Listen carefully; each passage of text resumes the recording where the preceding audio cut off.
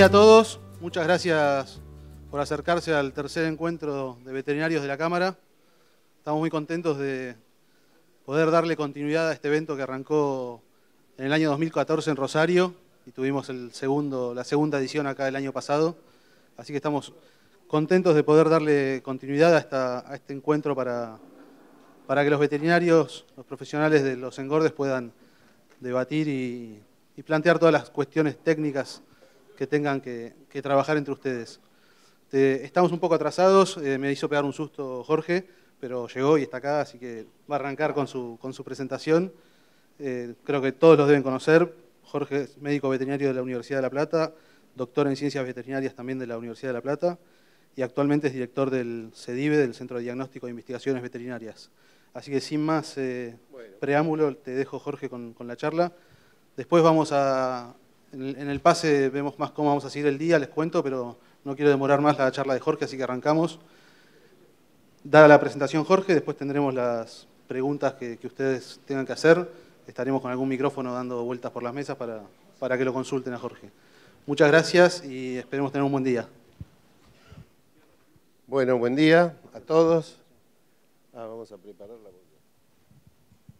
Antes que nada, gracias a la Cámara y a Fernando por haberme invitado y a los otros amigos que están conmigo. Lástima que ser el primero te expone a cualquier retraso, cualquier macana que haga.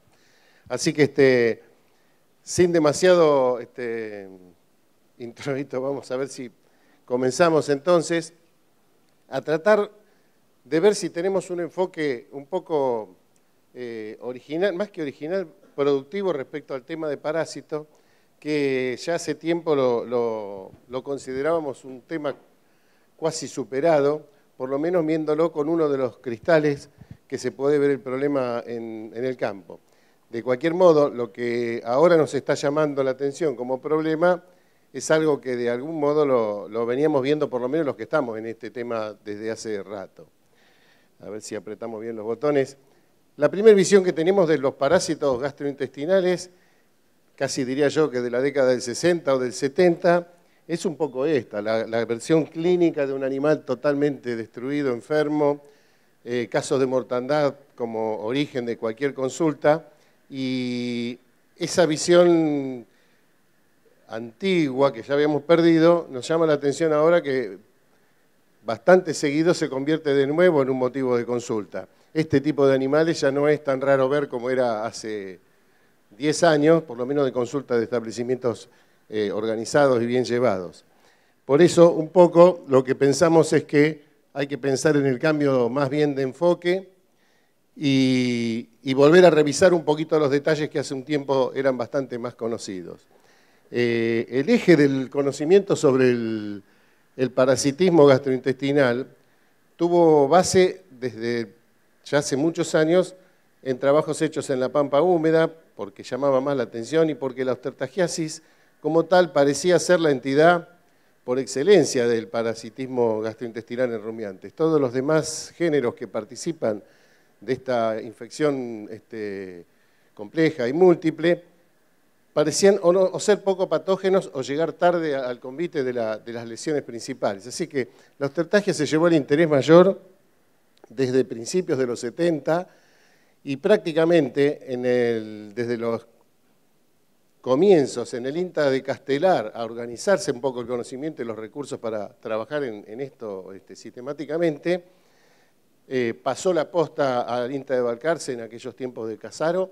Se hicieron realmente los trabajos fundacionales para definir clínicamente, biológicamente un poco mejor la entidad y fundamentalmente epidemiológicamente. Esta curva que ustedes ven acá es la típica curva que definió toda una postura frente a la entidad, partiendo de que se empezó a reconocer en aquel momento que los animales por parásito tenían pérdidas que se manifestaban más o menos con una tendencia regular a lo largo del año en cualquier sistema estándar, y el modelo primero fue definido a partir de terneros de destete de principios de otoño, que a lo largo del invierno iban cargándose de parásitos, eventualmente en agosto hacían un pico que si no los mataba antes, los mataba en agosto, y el que superaba agosto vivía otro año.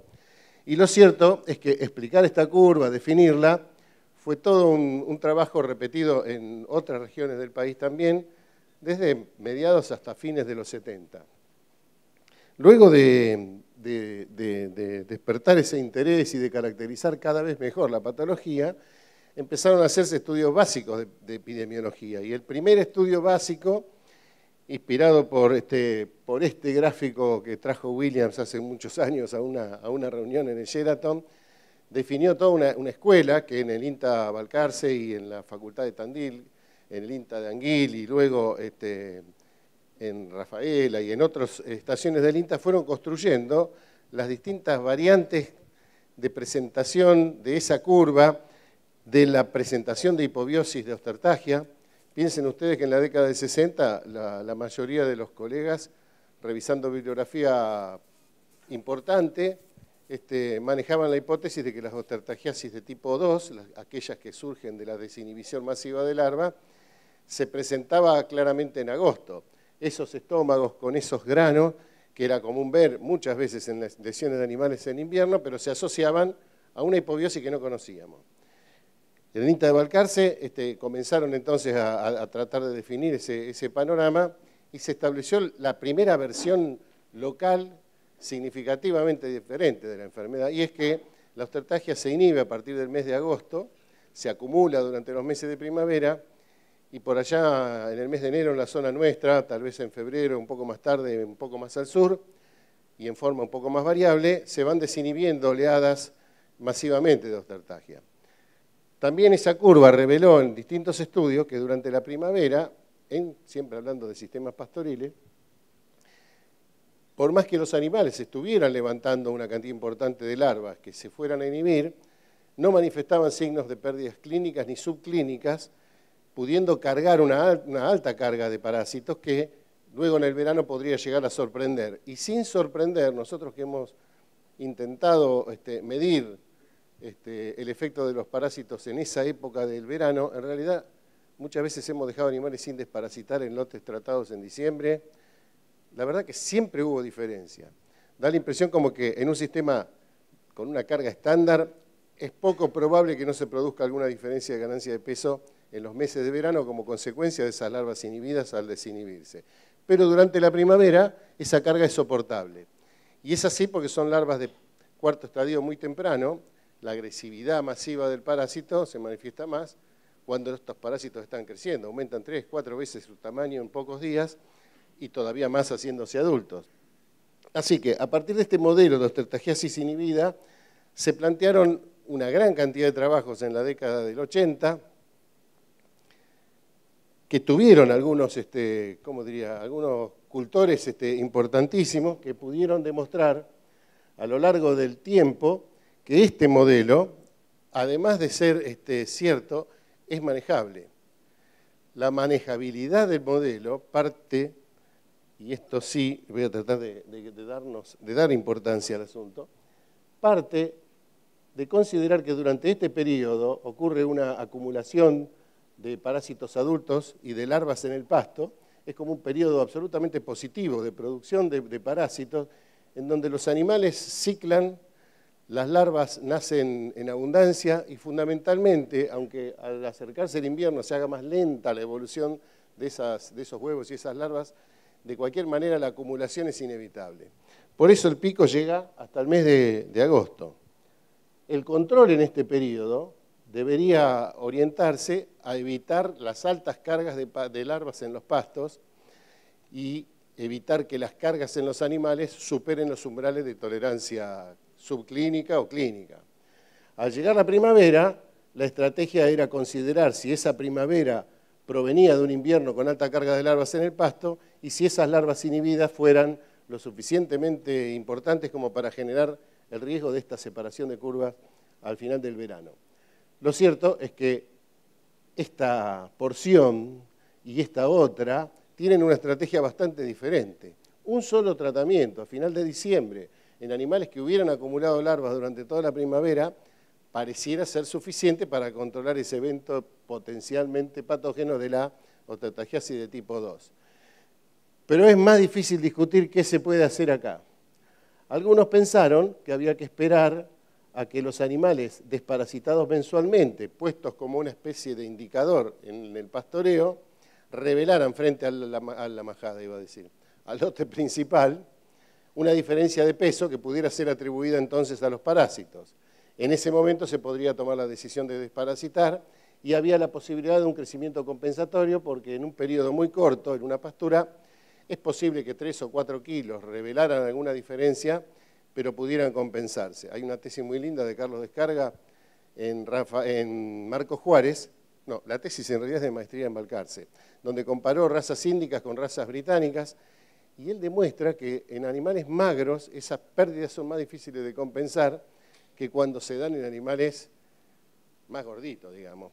Porque evidentemente la grasa, existe la posibilidad de un crecimiento compensatorio. De cualquier manera, esa discusión, que parece medio ingenua, en ese momento motivó a algunas personas a considerar que era una dificultad mayor arriesgarse a perder algunos kilos en la espera del dato por ganancia de peso. También se discutía si la balanza revelaba más rápido que el recuento de huevo mensual en la manga de la carga de los animales.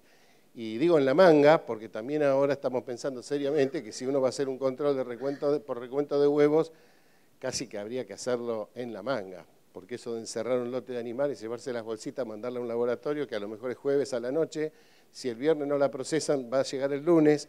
Nadie está esperando en este tipo de decisiones con ese delay en el dato y la información. Así que si quisiéramos aprovechar ese análisis de material fecal, tendríamos que tratar de resolverlo en la manga. Es bastante fácil hacerlo, así que lo recomendaría en este caso. De cualquier manera, parecía todo indicar que en pasturas en campos naturales con baja carga o relativamente baja carga, uno puede confiar en que la balanza va a ir acusando lentamente las diferencias de peso que pudieran ocasionarse por los parásitos, tomar una decisión, compensar, pero la cosa se empieza a complicar cuando son pasturas de alta producción, con alta carga, con animales en pastoreo más intensivos, donde la dinámica de las larvas también se hace más intensiva. Así que uno puede llegar con una pastura de alta carga, a lo mejor muy rápidamente a tener una diferencia de peso y a lo mejor los huevos todavía no están revelando una alta carga. 15 días después, a lo mejor sí aparece una alta carga de huevo, pero las pérdidas se pudieron estar presentando antes. Esa historia fue muy interesante y hubo un colega, que yo siempre trato de recordarlo en esto, que es el Negro Costa de 30 de agosto, que junto con un par de productores de mucha iniciativa hicieron una gran experiencia con esto. Ellos se provocaron a sí mismos trabajar en rodeos con una vigilancia cercana y lograron estos resultados allá por el año 87, después de 7, 8 años de trabajo bastante intenso.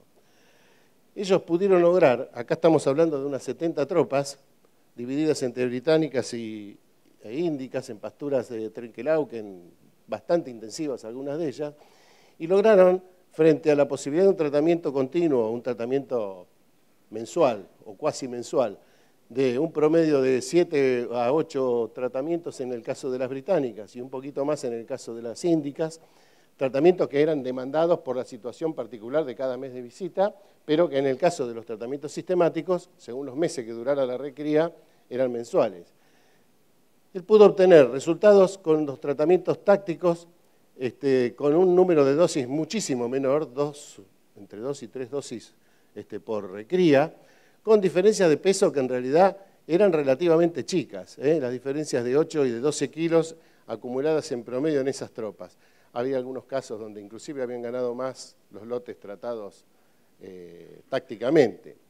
Estos fueron muy buenos resultados para esa época, pero lo más interesante era que el estar encima de la tropa mensualmente permitía medir todo el sistema, permitía estar atento de todo el sistema. Y en sistemas pastoriles, ustedes saben, no se está tan encima como en el caso del feedlot de los datos diarios o de lo que está ocurriendo permanentemente.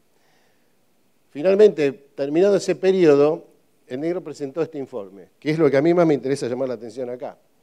Esta es la lista de retrasos entre su recomendación de desparasitar y el efectivo tratamiento hecho en el campo.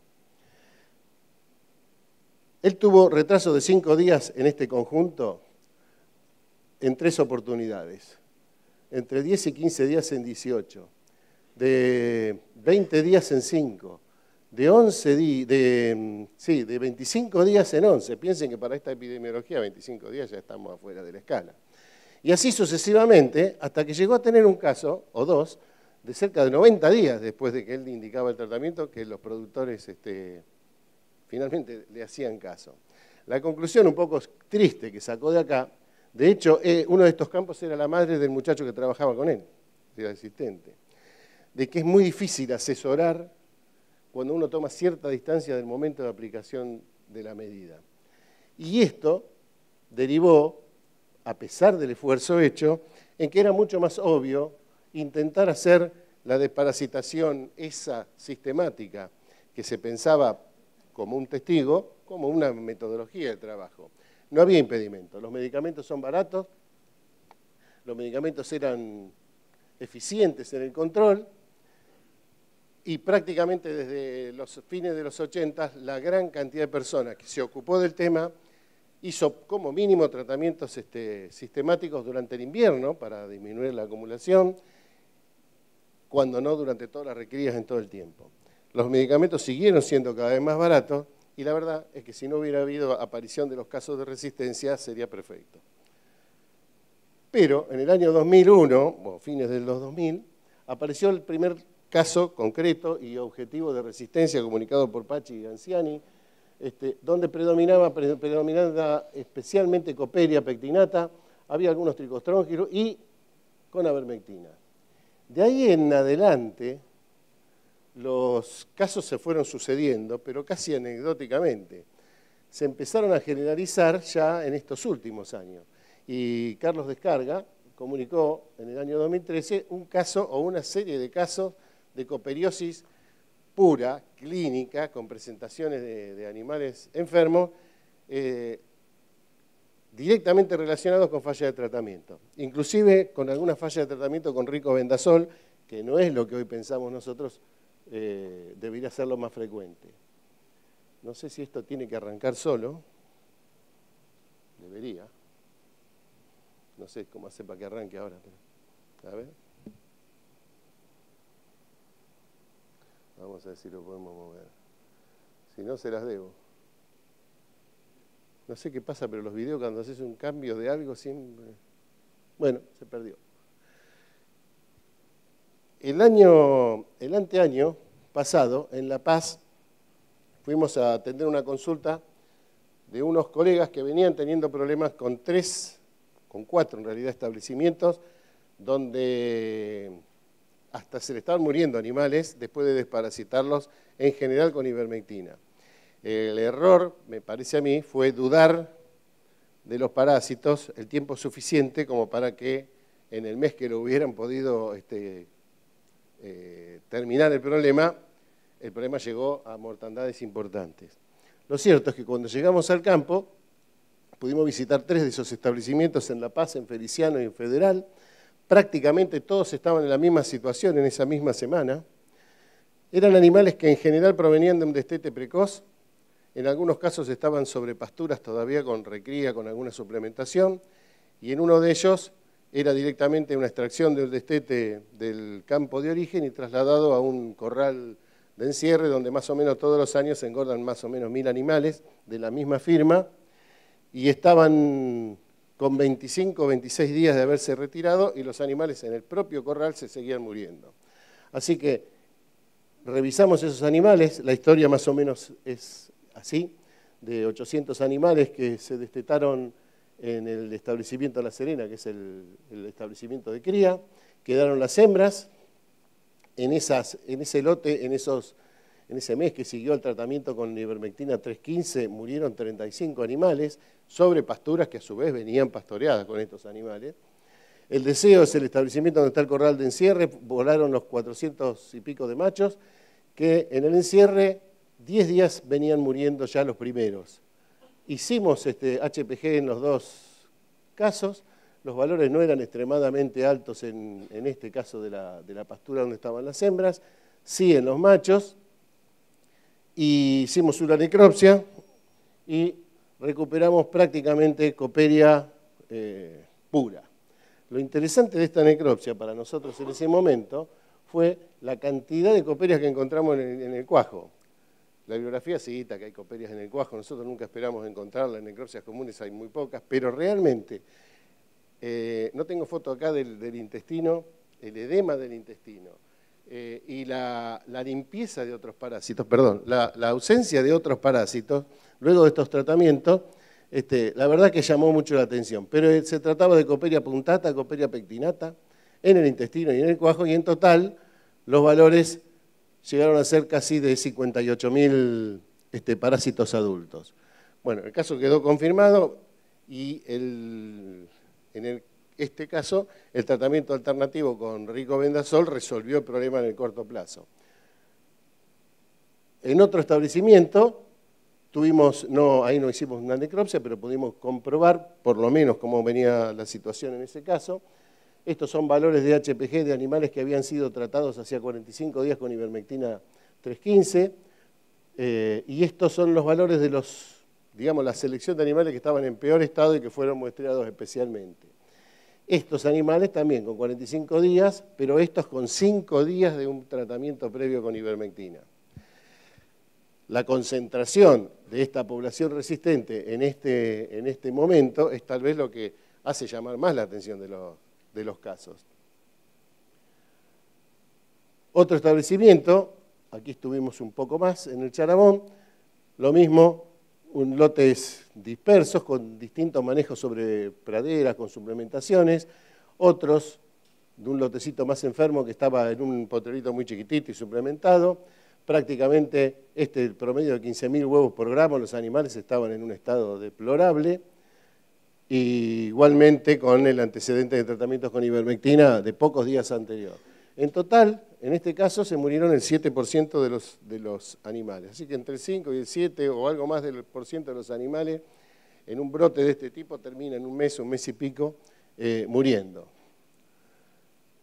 Se hizo un tratamiento con ricobendazol en este campo también, 7,5 miligramos, y los resultados fueron en general buenos.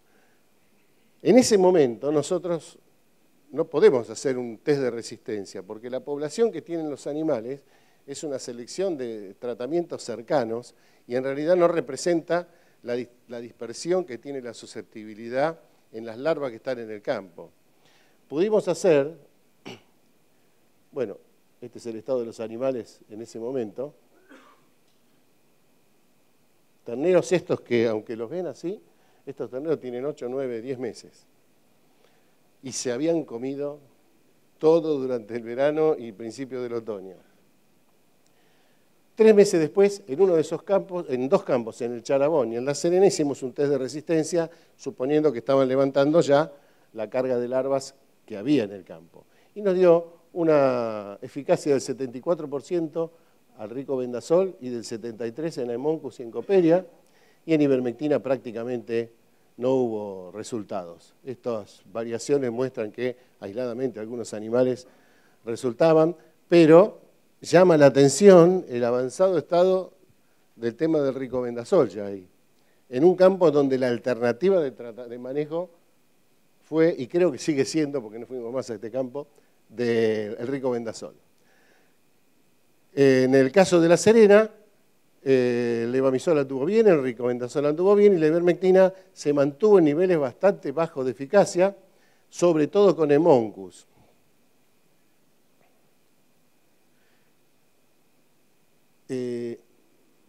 Me parece que esta está mal intercalada acá, pero ahora les voy a mostrar porque fuimos de vuelta este año a este campo y volvimos a revisar los animales. Este es un protocolo que está en marcha. Esto empezó hace un mes, esta consulta, en un establecimiento que está entre Córdoba y Santiago del Estero. Creo que el campo está Santiago del Estero, pasando Suardi unos kilómetros. Es un establecimiento de 1.000 hectáreas donde la mitad prácticamente son ganaderas con pasturas, se hacen grano de la propia empresa y también silo de maíz. Más o menos pasan por año unos 8.000 animales de compra y en general son terneros de destetes, no sé si precoces, pero el modo son terneros de 140 kilos los que entran en el campo. Seguramente hay más chicos y algunos más grandes. Esos animales pasan por una recría en esas pasturas de alfalfa, más o menos hasta levantar un promedio de 100 kilos, alcanzar un peso de 200, 200 y pico de kilos y pasar a otro, a un corral, a un feedlot de la empresa, a pocos kilómetros del campo. Ese sí está en Suardi. Lo cierto es que la rutina es: ingresan los animales, se daba una ivermectina hasta el año 2006, que diagnosticaron resistencia. Nadie se acuerda si era mucha o era poca, y los papeles no los vi. Pero, ante la resistencia de la ivermectina, suspendieron la ivermectina. Y los tratamientos comenzaron a hacerse sistemáticamente con ricobendazol. El motivo de la consulta, esto fue hace un mes, era la mortandad de animales. De 3.800 o casi 4.000 animales que habían entrado desde enero hasta el mes de mayo-junio, llevaban muertos 360. Y en cualquier potrero uno encontraba uno muerto. Y por supuesto, todos los animales tratados. Hicimos una necropsia, no pudimos sacar ninguna conclusión, porque todos los animales tenían tratamientos sueltos de 20 días, de 15 días, de una semana. Lo que sí nos dio el dato, había que ver, son parcelas de franjas de alfalfa de una hectárea con 400, 500 animales franjeándolo por día y con bastante suplementación de silo y de grano. Lo cierto es que el dato concreto que sacamos de ahí, que creo que está en la otra, salió del lavado de pasto. Nosotros recuperamos 18.000 larvas por kilo de materia seca. Lo que más nos llamó la atención, de vuelta, la cantidad de moncus. Mucho de moncus. La copelia la damos por hecha, pero la cantidad de moncus en esa circunstancia encierra potencialmente un cuadro diferente al de la coperiosis que estamos empezando a acostumbrarnos. Así que, de hecho, estas 18.000 larvas fueron el último dato que tuvimos, y posiblemente entre esta semana y la que viene volvamos a retomarlo el caso, pero lo cierto es que ahí se abrió todo el pastoreo a los rastrojos y se trató con levamisol. No sabemos cómo anda realmente el ricobendazol y la ivermectina, pero la situación podría irse complicando cada vez más. Nosotros pensamos que en un sistema de pastoreo intensivo, como es este que es pre-feedlot, y que va a ser más común cada día porque al aumentar los pesos de faena no vamos a tener más remedio que recriar en alguna etapa a los animales, posiblemente con un sistema parecido a este, pero imaginemos que nosotros tenemos una pradera natural de baja carga de 0,8 equivalentes, con animales que están eliminando 50 huevos por gramo. Ningún clásico parasitólogo le daría mucha atención a 50 huevos por gramo. Podrían ser animales también de 350, de 400 kilos en esa pradera, y tampoco nos llamaría la atención, aunque 50 de promedio en ese tipo de animales ya es bastante. Pero la cantidad de huevos que siembren, en una cuenta muy teórica, nos daría, calculándolo, pero vamos a tomar siempre el mismo parámetro, así que no importa, unos 14 millones de huevos por día sembrados. Y las bostas dispersas en una pradera natural no parece ser demasiado complicado. Pero supongamos que es una pradera artificial y la carga aumenta a 2 equivalentes, esa misma carga de 50 huevos representa 35 millones de huevos, o un número equivalente. Y si suplementamos, si hacemos un rotativo y mejoramos todavía y aumentamos la carga instantánea, la carga real del potrero a 3 equivalentes, la cantidad de bosta y la cantidad de huevo también va a seguir siendo 50 huevos por gramo, nos va a seguir dando la misma tranquilidad de que no es una alta carga, pero sin embargo el nivel de contaminación pasaría a ser 70, casi estamos hablando de 5 o 6 veces el nivel de contaminación del que estamos hablando. Es muy rápida la manera de llegar así a una alta carga de larvas en la pastura. La manejabilidad de esas pasturas, entonces depende de algún tipo de estrategia que no pierda de vista este dato. Y esto creo que es lo que está pasando en ese establecimiento de Suardi. Cualquier carga que uno deje pasar podría generar una alta carga de parásitos. Pero si esa siembra es residual a un tratamiento, esa carga no solamente va a crecer a razón de 50 huevos que quedaron luego de un tratamiento, sino que además no va a responder al siguiente tratamiento y no va a responder al siguiente tratamiento. Y piensen que nosotros tenemos 3 drogas o 3 grupos de drogas nada más disponibles para poder trabajar con bovinos en este momento. El levamisol, los benzimidazoles en general y las lactonas macrocíclicas que con todos los matices que puedan haber no se salen de este molde de resistencia. El doctor Aba, que tanto se preocupa de estas cosas y que sé que está participando de esta organización de la reunión, sabe que el capital que para un país como el nuestro son las drogas antiguas es muy grande. Es muy importante poder seguir utilizando las ivermectinas porque son nuestras drogas baratas. Cualquier desarrollo de drogas nuevas, si apareciera, va a venir con un buen precio. En ovejas, nosotros trabajamos bastante con ovejas, salieron en los últimos años 2 moléculas nuevas al mercado. Una es el Derquantel de Zoetis, que prácticamente es muy difícil sostenerlo porque la propia empresa dice que el mercado es muy chiquitito para ovejas, pero es una dosis que sale 5 o 6 veces una dosis de ivermectina. Y el Solvis, que es el Monepantel, una droga salió un poquito antes de Novartis, que también anda muy bien, ya tenemos algún caso de resistencia acá y en Uruguay, pero es una droga también muy nueva y carísima. 5 o 6 veces el valor de la dosis. Esas drogas no están mercadeadas para bovinos por esta cuestión de la protección, por el precio, pero si llegáramos a depender de drogas de ese tipo, imaginemos 5 o 6 veces el valor de las dosis actuales. Así que el conservar esas pocas drogas es una cuestión de manejarse y darle años a ese capital. La amortización de esas drogas es así.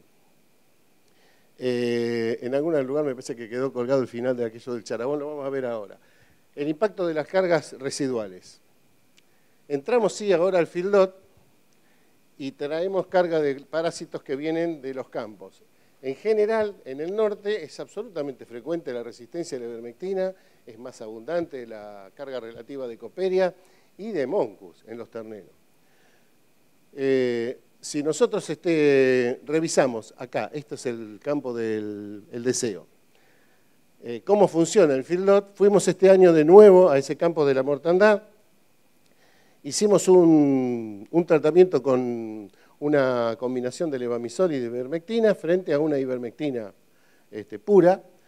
Los animales, la eficacia del tratamiento contra la ivermectina resultó del 63-64%, mejoró respecto a la impresión que teníamos del momento cercano a la mortandad, pero inevitablemente sigue. A nosotros en este lote nos dio, durante los 68 días que estuvimos, que los pesamos, una diferencia de casi 7 kilos entre los dos lotes tratados, que son más o menos, en ese caso eran 100 gramos por día en el encierre, y prácticamente ese es el piso de la significación estadística. Yo creo que lotes un poco más parejos o lotes un poco más grandes van a rondar alrededor de esos 7 kilos como piso en este tipo de diferencia, y la significación estadística va a ir creciendo en la medida que aumenten la N. Pero esto es el cuadro que estamos viendo en varios lugares que lo estamos haciendo. Los antecedentes ya más formales, hay un par de trabajos del año 2012 y del 2014, del grupo de Luis Facio y Streitenbergen y Walter Galván de la Facultad de La Plata, donde también dan cuenta de diferencias muchas veces bien consolidadas estadísticamente, de 5, de 7, de hasta 12 kilos durante los primeros 50, 70 días. Este es el gráfico de uno de los trabajos que mejores datos aportó, y tienen una caída de huevos, bueno, drástica con el tratamiento con levamisol o con una droga alternativa, y más o menos los recuentos de huevos residuales en el feedlot se mantuvieron hasta los días 70, 80, 90, bajando a veces más rápido. A nosotros nos ha ocurrido que bajan un poquito más rápido por ahí, pero las pérdidas se acumulan en los primeros 2 meses y son del orden posiblemente de los 100 gramos por día. Estamos hablando del 8 o del 10% de la ganancia esperada. Vuelta a tener que considerar los parásitos una variable clave en el manejo del feedlot. En esa época, como se popularizaron estos datos, hay un par de trabajos más, muchos colegas o muchos productores asumieron el cambio por el ricobendazol. Ustedes ya saben, porque todos están vinculados a la actividad, pero la olvidada sarna apareció de vuelta. Entonces, entrar al feedlot y cambiar por un ricobendazol, aunque creíamos que no existía, la sarna aparece de vuelta. Y de hecho, tenemos un caso ahora dando vuelta. Pero lo cierto es que entonces la ivermectina no es una droga como solemos pensar cuando hablamos ligeramente de esto. Bueno, se acabó la ivermectina para siempre. De hecho, la sarna zoonótica sigue siendo un objeto de consideración en el espectro de la ivermectina. Y cuando revisemos ahora el espectro dentro del conjunto de parásitos gastrointestinales, van a ver que si hacemos un poquito más sofisticado el manejo, tenemos un espacio reservado para la conservación de la ivermectina, a pesar de este cuadro de situación. Este es un lote que estamos teniendo ahora, las pesadas son, la primera pesada es de antes de ayer, y fíjense cómo ya va perfilándose. Ahí hicimos un tratamiento de levamisol con ivermectina, una ivermectina de 200 microgramos por kilo y otra de 400, prácticamente, con este promedio de recuento de huevos iniciales, a los 12 días esta combinación dio un 5,3 huevos, que es un 98,7% de eficacia, la ivermectina de 200, 175 y 250 para la ivermectina. No hay una diferencia significativa en estos huevos, no parece que hubiera habido una mayor eficacia realmente, pero ya se perfilan a 31 días, que fue antes de ayer, unas diferencias de peso que andan en el orden ya de los 6 kilos más o menos atribuibles a los parásitos. Nosotros imaginamos que para dentro de 30 días va a seguir creciendo esta diferencia. Así que este es el cuadro de situación ya de rutina, no es un accidente, no es que tengamos un feedlot, que justo tenemos un caso de resistencia, y el panorama general se los voy a mostrar a partir de estos datos. Hace unos 3 o 4 años, ustedes saben, algunos nos conocen de hace tiempo, los que nos dedicamos a los parásitos de los rumiantes, hace 25 años que nos reunimos todos los años, a tomar vino también nos reunimos, pero son reuniones bastante lindas porque cada vez que uno habla está obligado a todo el resto a interrumpir, todos tienen que opinar y todos tienen que destruir los trabajos que se hacen en esas reuniones. Eso ha sido muy creativo, ha funcionado muy bien, ha motivado a mucha gente, dio lugar a muchos trabajos en conjunto, se han publicado ya 3 o 4 libros en conjunto y prácticamente ha derivado en una absoluta informalidad que se traduce en formalidad con eventos concretos, que no tienen nada que ver con esa reunión anual. Lo cierto es que este es uno de los productos más lindos que ha tenido, que es la RIEP. Es una red que creamos hace ya 4 o 5 años, destinada justamente a eso, a darle carácter formal a algunos emprendimientos que podamos hacer en conjunto. Y hace 3 años nos propusimos, con la colaboración de un laboratorio que nos dio una mano también, a reordenar los relevamientos de resistencia en bovinos, y relevamos en el año 2014 31 establecimientos y otro tanto en el año 2015, con lo cual tenemos 60 establecimientos o 62 relevados en todo el país. Miren qué linda situación. Para empezar, la región de mayor interés sigue siendo la zona ganadera por excelencia, porque es también a la que más acceso tenemos. 25 establecimientos en la provincia de Buenos Aires, 10 en Corrientes, algunos en el Chaco, Entre Ríos, Santa Fe, Córdoba, La Pampa, con una metodología simple. Es un test de resistencia, un test de reducción de reconteo de huevos sobre la base de como mínimo 10 animales por lote tratado y el cálculo de eficacia lo hacemos por el método más simple, que es, como es imprescindible para seguir un criterio de inclusión razonable de los animales, tener un HPG inicial, tomamos como testigo de cada grupo su propio HPG inicial. Las fórmulas que se aplican son más o menos parecidas y más o menos diversas, pero en la práctica se ha probado que en realidad los resultados de esta tendencia que marca el test son exactamente los mismos. Hay un lindo trabajo de Robson,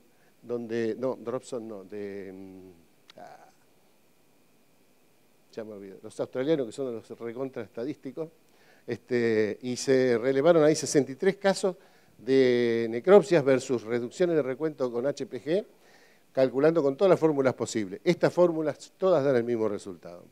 Quiero recalcar esto porque es sencillo hacerlo. Y el dato que uno obtiene es un dato de aproximación nada más, pero un dato de aproximación bastante cierto. Así que con esa metodología se hicieron los relevamientos y más o menos estos son los resúmenes que pudimos hacer. Es un lindo trabajo el de resumen que hizo Silvina Cristel del INTA de Anguil, que es lo que les estoy mostrando ahora. 31 establecimientos fueron muestreados en el año 14. Más o menos se utilizaron, más o menos no, usamos las mismas drogas, las mismas marcas, los mismos productos, y las dosis fueron estas.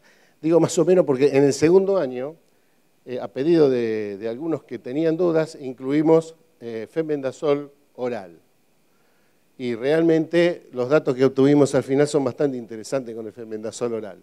Las dosis de fenbendazol son de 5 miligramos por kilo, que son las dosis de Marbete, dosis bajas.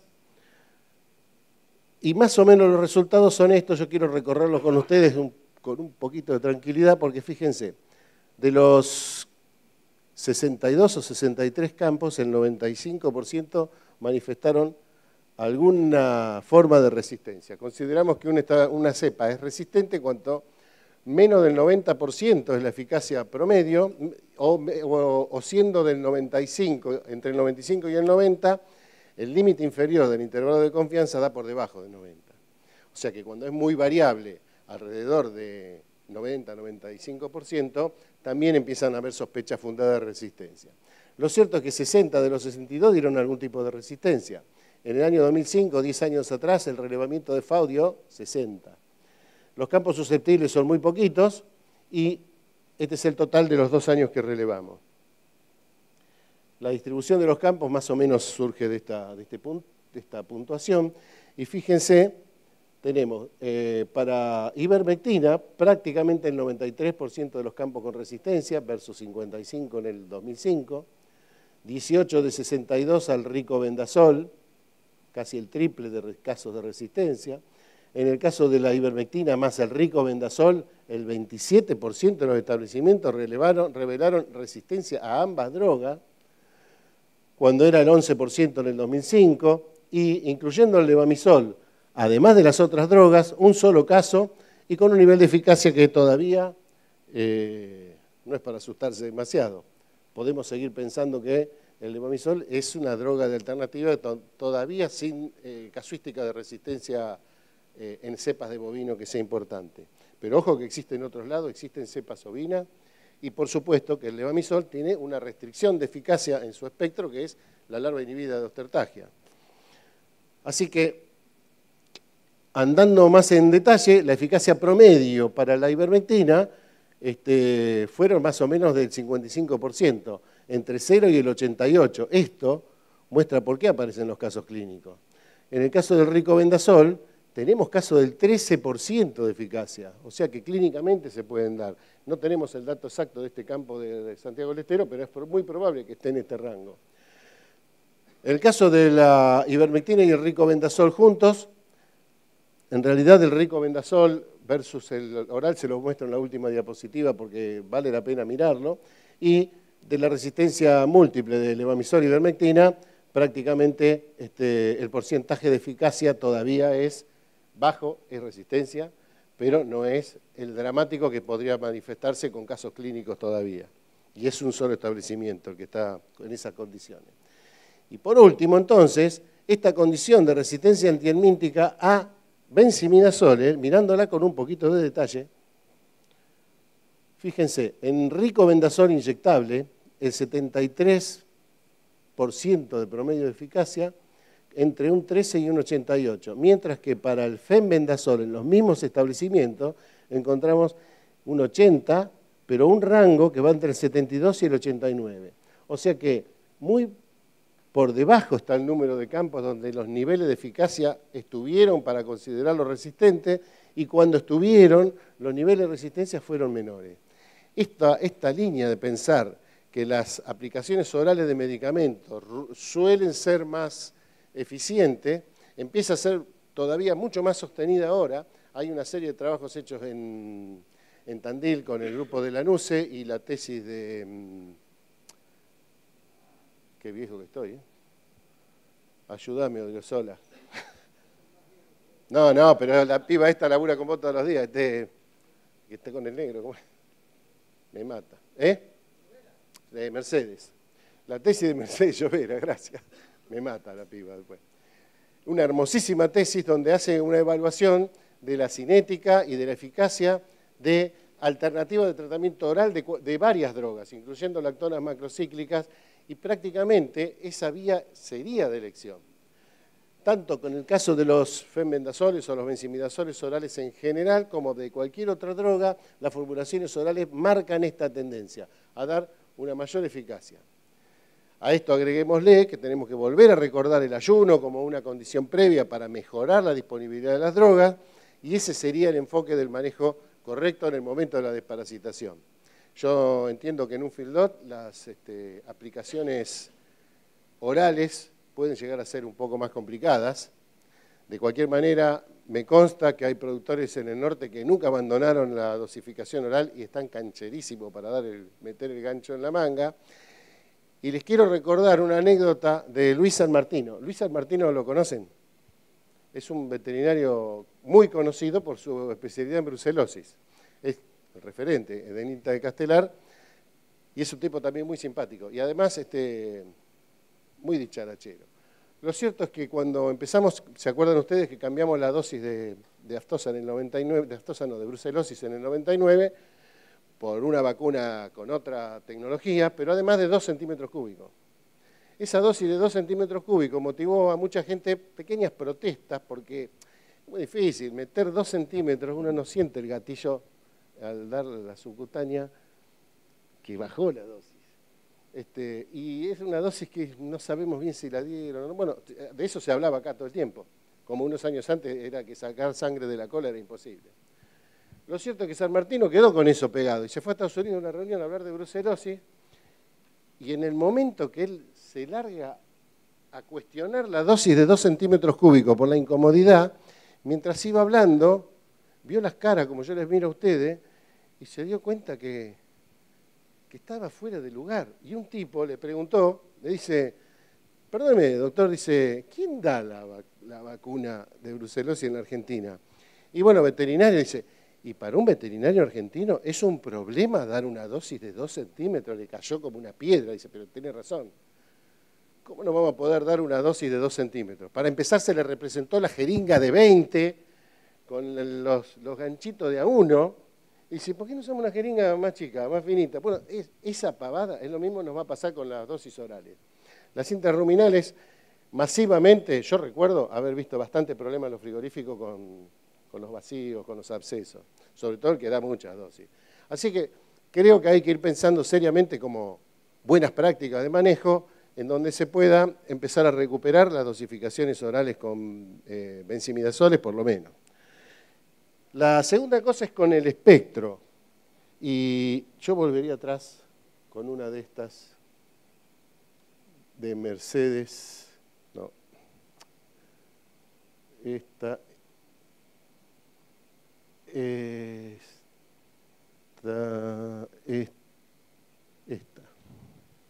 Nosotros, a ver si está con más detalle. No, esta tiene que ser, lástima que no está tan...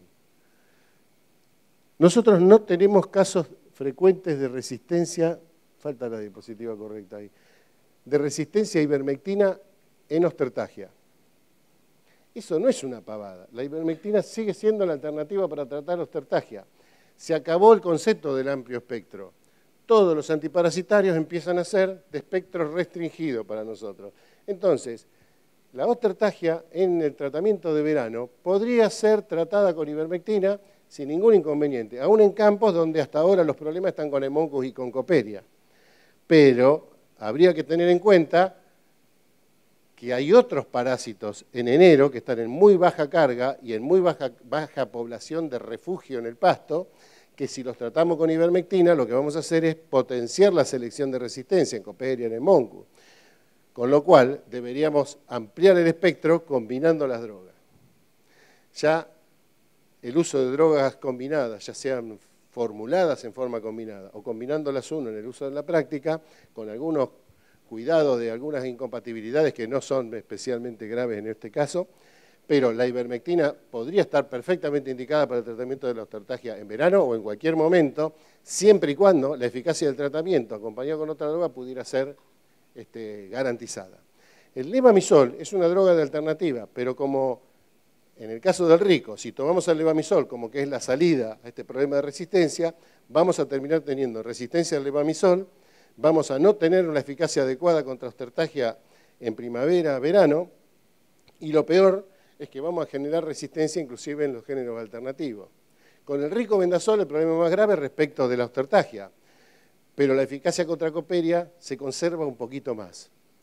Con lo cual, yo lo que les quiero señalar es que tenemos 3 drogas para combinar, para manejar en forma alternativa o para utilizar como alternativa. Pero no es tan simple como cambiar una por la otra y dejar que se vayan quemando.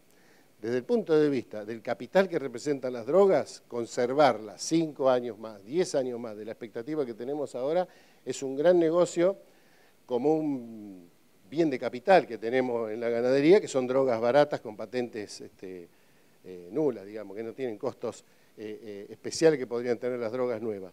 Pero en este tema de la administración del espectro, de la elección de la droga, de la elección del momento, creo que se amerita una participación profesional definida. No es que haya que tener una gran escuela ni una gran, pero realmente es una de esas pequeñas, que sumadas son unas cuantas cosas, que crean el espacio de la profesión. Yo creo que en el ingreso en animales de compra, en un feedlot, hoy no se puede uno dejar creer que el tratamiento de entrada ha sido eficaz. Hay demasiada presunción de resistencia, el 95% de los campos tienen un grado de resistencia. Hay que comprobar que el tratamiento ha funcionado y hay que tener una estrategia de elección de drogas o de combinaciones de drogas que sea racional. Monitorear los resultados. El feedlot no es un lugar donde vayamos a seleccionar cepas que después difundan, pero es el embudo donde van a caer todas las cepas que andan dando vuelta por ahí y que sí han sido maltratadas. Así que, un poco, pensando en las recrías que los mismos productores engordadores van a tener que ir haciendo y pensando en el origen de distintos establecimientos con distintas historias de resistencia, creo que se impone el diagnóstico como una rutina en cualquier tropa que ingrese y conocer los campos. Este grupo del RIEP estamos compartiendo algunos trabajos adicionales que por supuesto ahora son muy verdes, pero hasta estamos pensando en algunos casos en ver si se pueden implementar cambios de cepa en el establecimiento. De hecho tenemos alguna experiencia que nos ha ido bien con Hemoncus en ovejas, en el INTA de Balcarce anduvo bien, una experiencia en Ayacucho todavía no, y en Curuzú, Coatía tenemos un campo entero que estamos tratando de cambiarla y no nos está yendo mal. Pero es muy duro. Pero las estrategias con Cooperia, a lo mejor en unos años se podrían llegar a consolidar. Si eso es posible, solamente puede valer la pena dependiendo de que tengamos una estrategia de manejo mejor. Bueno, es medio largo, pero simplemente es como en esos casos donde un enfermo de leucemia le cambian todo el sistema inmune, le bajan la carga hasta que una inoculación sea capaz de ocupar el espacio. Esa fue la primera hipótesis. Con una droga o con una combinación de droga que funcione, en la época del año donde la tendencia del parásito es a reducir su carga en el pasto, desparasitar sistemáticamente y reducir al mínimo posible la carga en el campo. Y a partir de ahí, inocular una cepa susceptible. Tenemos una cepa de Hemoncus susceptible, hay cepa de Cooperia susceptible, hay un 5% de campos que tienen susceptibilidad a la ivermectina todavía en Cooperia, un tricostróngeno, un Hemoncus, son una especie de reserva ecológica. Ahora, el proceso es complejo y todavía estamos probando protocolos, pero esa sería un poquito la estrategia. No hay que hacerse por ahora ilusiones. Así que más o menos ese es el panorama. Es preocupante, pero ocupándose creo que todavía tenemos bastante por hacer. Así que con esa última yo me despido agradecido por habernos invitado y al final de cuentas de toda esta historia, yo lo que me voy a quedar es con... Va para atrás, para adelante esto. Acá para adelante. Se me van a marear los pibes, pero yo me quería así. Nos quedamos con la despedida y el agradecimiento, son mis 2 nietos. Espero que ninguno sea veterinario a esta altura. Gracias.